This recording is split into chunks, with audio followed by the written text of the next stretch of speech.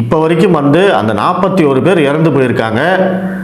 அவங்களுடைய இறுதி நிகழ்ச்சியில் எந்த தாவேகா கட்சியினரும் கலந்து கொள்ளவில்லை. எல்லாம் உங்களுடைய ரசிகர்கள். அவங்களுக்கு வந்து பணம் கொடுத்துட்டா போதுமா? இப்படியா ஒரு தலைவன் இருப்பாரு? உங்களுக்காக வந்து உயிரை விட்டுருக்காங்க. ஆனால் நீங்கள் அவங்களை எட்டி கூட பார்க்கல.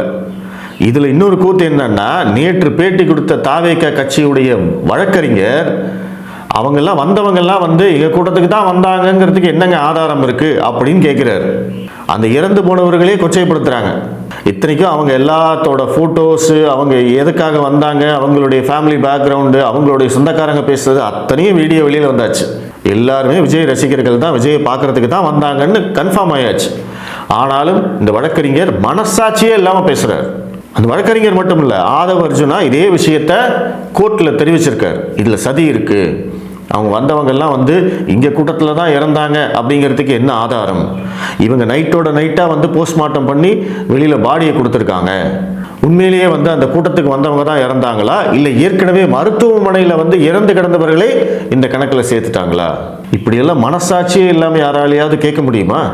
செத்து போனவங்களோட அத்தனை டீட்டெயில்ஸும் வெளியில் வந்ததுக்கு அப்புறமும் ஒரு கட்சியினால், ஒரு தலைவனால் இப்படியெல்லாம் கேட்க முடியும், இப்படியெல்லாம் சொல்லி தப்பிச்சுக்க முடியும் அப்படின்னு நினச்சாரு அப்படின்னா அவரையெல்லாம் எப்படி வந்து தலைவர்னு சொல்ல முடியும்? அப்படி சொல்கிறவங்களுக்கெல்லாம் உண்மையிலேயே மனநோய் இருக்குன்னு தான் அர்த்தம்.